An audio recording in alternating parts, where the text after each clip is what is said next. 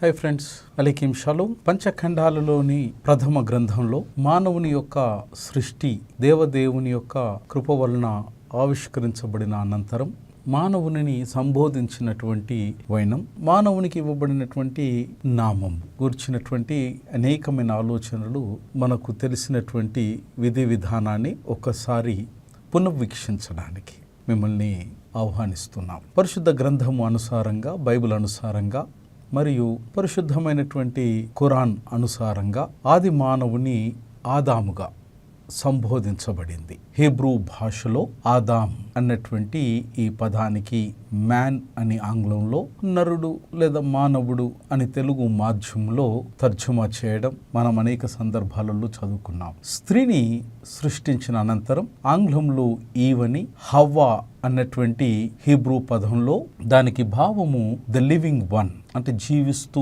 ఉన్నటువంటిది అన్నటువంటి భావం ఇచ్చే విధంగా పరిశుద్ధ గ్రంథంలో మనం చూస్తాం. పరిశుద్ధ గ్రంథమైనటువంటి బైబిల్ యొక్క హీబ్రూ భాషలో ఆదాం అన్నటువంటి ఈ అక్షరం లిప్యంతరీకరణలో ఆదాంకు వాడబడినటువంటి ఈ పదాలు మిగతా అన్ని పదాలకు కూడా అవి మూలమైనటువంటి పదాలుగా హీబ్రూ భాష పండితులు వారు విశ్వసిస్తారు. ఆదాం అన్నటువంటి ఈ మూడు అక్షరాలు దానికి ఇవ్వబడినటువంటి క్రియాత్మకమైనటువంటి అర్థం ఏంటనంటే to be red or ready, అనగా ఎరుపుగా ఉండడం లేదా ఎరుపు రంగు దాల్చి ఉండడం అన్నటువంటి భావం ఆదాం అన్నటువంటి హీబ్రూ పదానికి ప్రాథమికమైనటువంటి క్రియాత్మకమైనటువంటి అర్థాన్ని మనం చూస్తాం. అంతేకాకుండా అనేకమైనటువంటి పదాలకు ఈ మూడు అక్షరాలైనటువంటి ఆదాం అన్నటువంటి పదం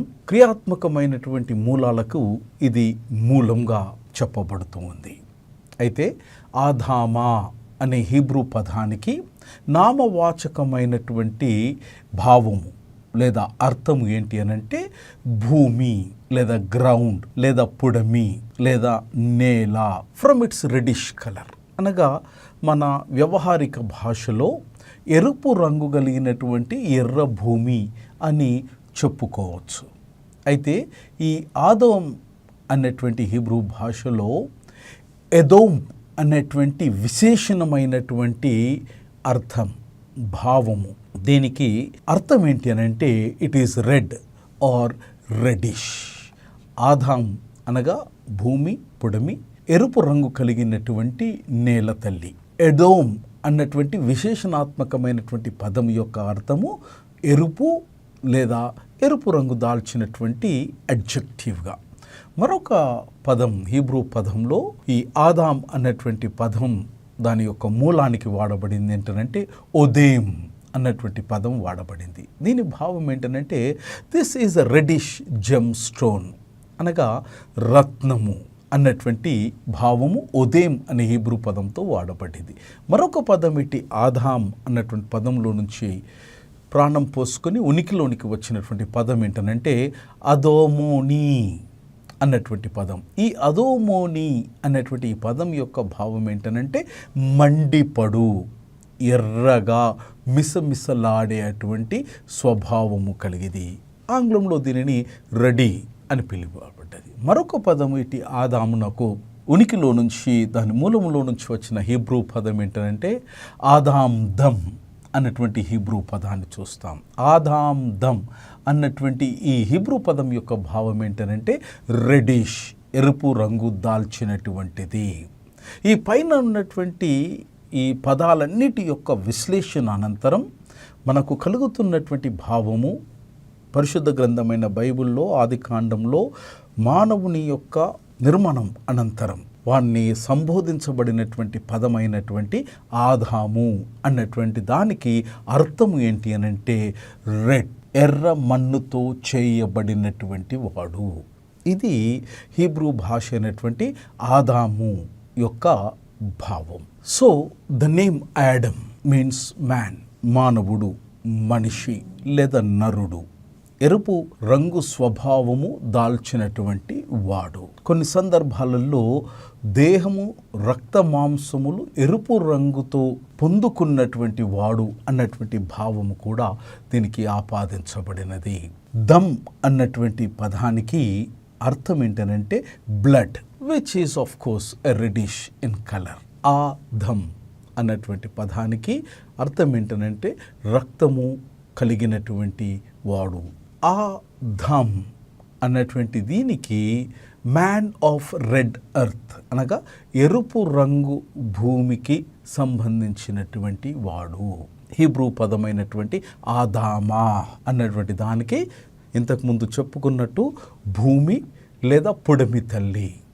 ఆ భూమి లేదా పుడమి తల్లిలో నుంచి ఉద్భవించినటువంటి వాడు, రక్తాన్ని సంతరింప చేసుకున్నటువంటి వాడు, ఆ రక్తము యొక్క ఎరుపు రంగును దాల్చినటువంటి వాడు ఆదాము అని అక్షరార్థంగా మనము భావించవచ్చును.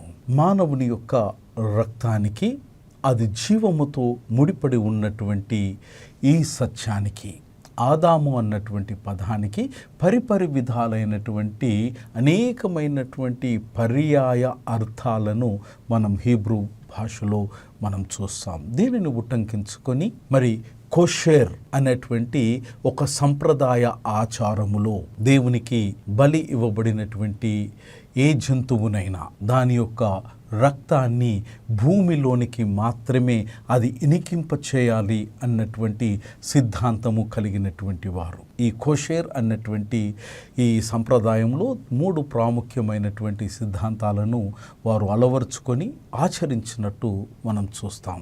అందులో కొన్ని జంతువులు ఆహారానికి అనుకూలమైనవిగా, కొన్ని నిషేధించబడినటువంటి వాటిగా కూడా మనం చూస్తాం. అయితే యూదా చట్టము లేదా న్యాయం, ధర్మశాస్త్రం అనుసారంగా మరి ఏ జంతువులు నిషేధితమైనవో అక్కడ మనకు ప్రస్తావించబడినవి. యూదా న్యాయ ధర్మశాస్త్ర అనుసారంగా జంతువును చంపిన అనంతరం లేదా బలి ఇచ్చిన అనంతరం అట్టి జంతువు యొక్క మాంసానికి ఏ రకమైనటువంటి రక్తము కూడా ఉండడానికి వీలు లేదు అని ఈ కోషేర్ అనే సంప్రదాయంలో వారు నేటికి కూడా దానిని అవలంబిస్తూ పాటిస్తూ ఉన్నారు. మానవ సమాజానికి హ్యూమన్ బీయింగ్స్ అని ఆంగ్లంలో అనేటువంటి దీన్ని బెనై ఆదామ్ అని హీబ్రూ భాషలో పిలువబడ్డది. బెనై ఆదామ్ అన్నటువంటి ఈ యొక్క హీబ్రూ భాష లేదా పదం యొక్క అర్థం ఏంటంటే ద చిల్డ్రన్ ఆఫ్ ఆదామ్, ఆదాం యొక్క చిల్డ్రన్ అని లేదా పిల్లలు అని పిలువబడతా ఉన్నది. అయితే ప్రాచీనమైనటువంటి సనాతనమైనటువంటి హీబ్రూ భాషలో ఎరుపు మరియు బ్రౌన్ ఈ 2 పదాలకు పెద్ద ప్రాముఖ్యమైనటువంటి వ్యత్యాసము ఏది కూడా మనకు అగుపడదు. ఆదికాండంలో ఆదామును సంబోధించినట్టు హా ఆదాం అని హీబ్రూ బైబిల్లో మనం చూస్తాం.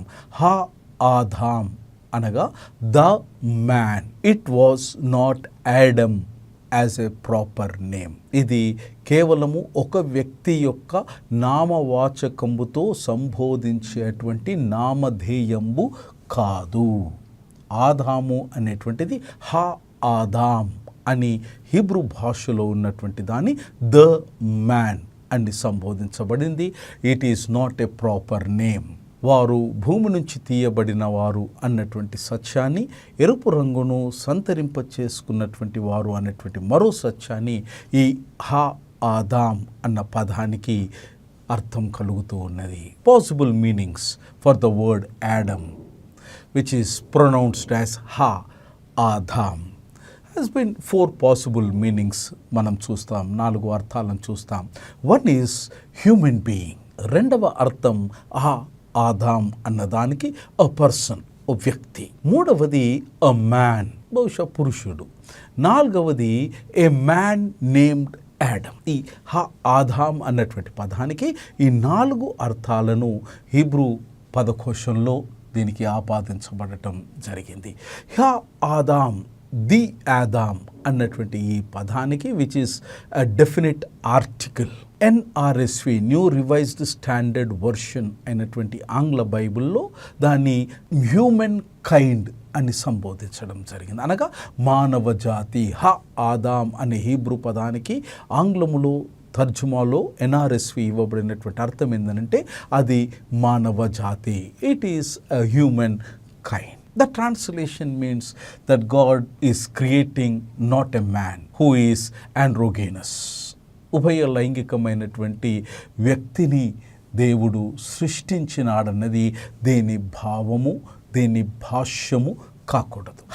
ఆదాం అనే హీబ్రూ భాషకు but the basic qualities of a human kind, ప్రాథమికమైనటువంటి మానవ జాతి యొక్క స్వభావాలను ప్రతిబింబిస్తున్నటువంటి పదం హీబ్రూ భాషలో ఏంటి అనంటే ఆదాం. పురుషునిగా స్త్రీనిగా సంబోధించవలసి వచ్చినప్పుడు హీబ్రూ భాషలో ఆదాంతో పాటు ఇష్ అన్నటువంటి పదాన్ని పురుషునికి పుల్లింగానికి అది సంబోధించబడి ఉపయోగంగా లేదా అది ఉపయోగించబడుతున్నటువంటిది.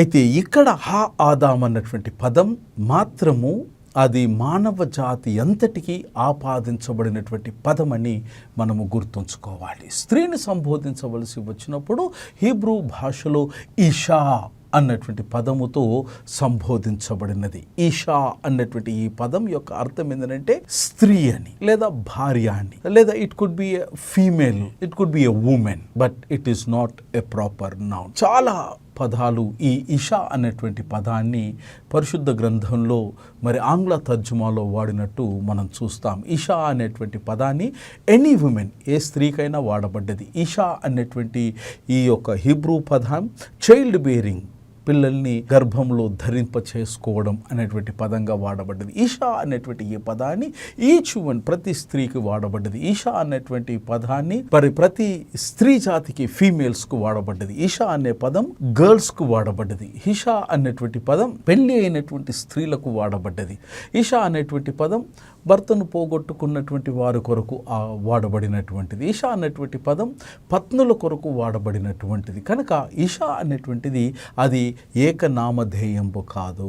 ఆదాం అనేది ఏకనామధేయంబు కాదు. ఇది మానవ జాతి ఎంతటి కొరకు ఉపయోగించబడినటువంటి స్వాభావిక స్వభావాన్ని సంప్రాప్తింప చేసుకున్నటువంటి పదం. ఆదాం అనగా యావత్ విశ్వంలో ఉన్నటువంటి మానవ జాతికి ప్రతిబింబం, ప్రతిరూపం. దేవుడు దీవించునుగాక.